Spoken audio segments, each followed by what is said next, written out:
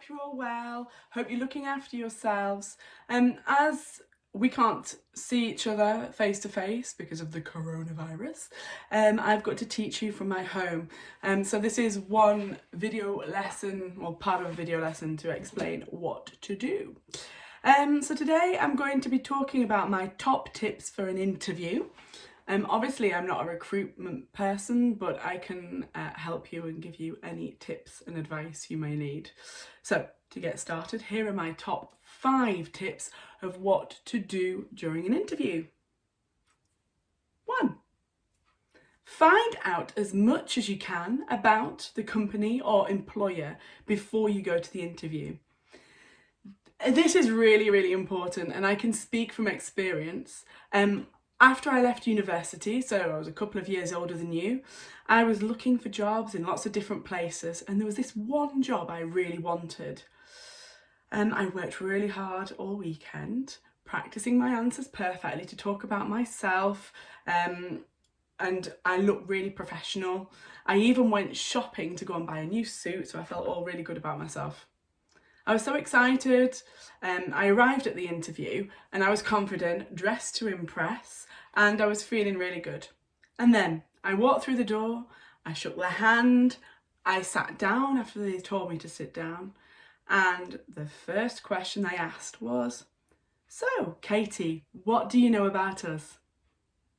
Oops. The one question I hadn't thought about properly was that one.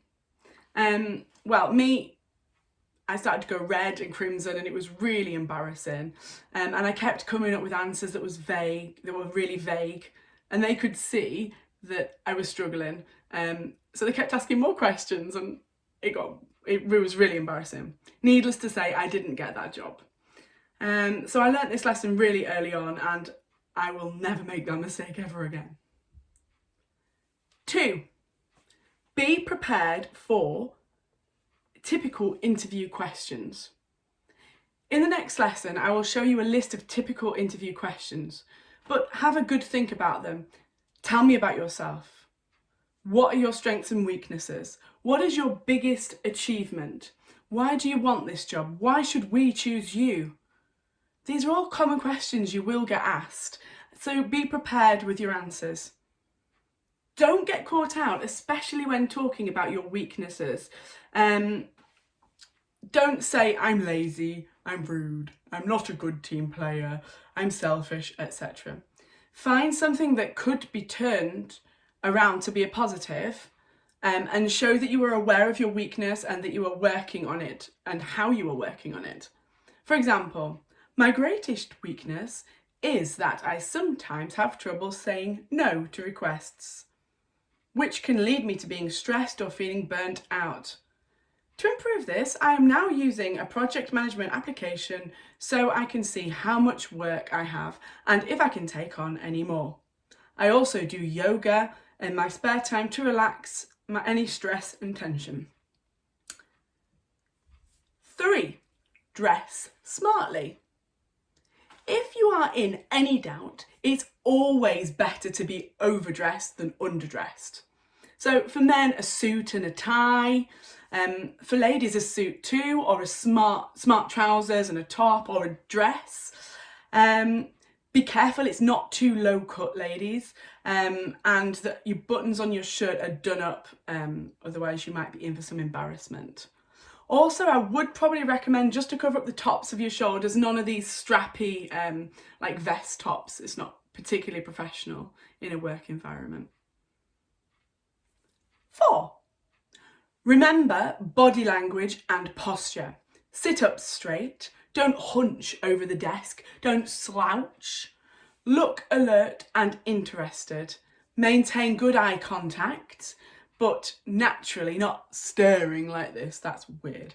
And smile, okay? 5. Sell yourself. Talk about your achievements. Stay positive. Don't talk about your weaknesses until asked. And look confident. Easy, right? The don'ts.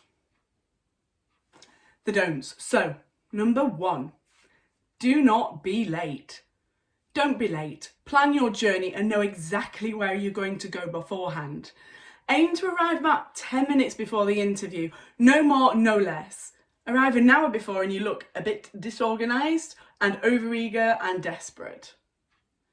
2. Don't speak too quietly. There's nothing worse than the interviewer having to ask you to repeat yourself 2, 3, 4 times because you're muttering or whispering. 3. Don't chew gum or arrive smelling of cigarettes. Ew. Chewing gum in a professional environment can be seen as rude and disgraceful, and smelling of smoke is not only unpleasant for everyone else, it may make the employer think about your cigarette breaks and less working time.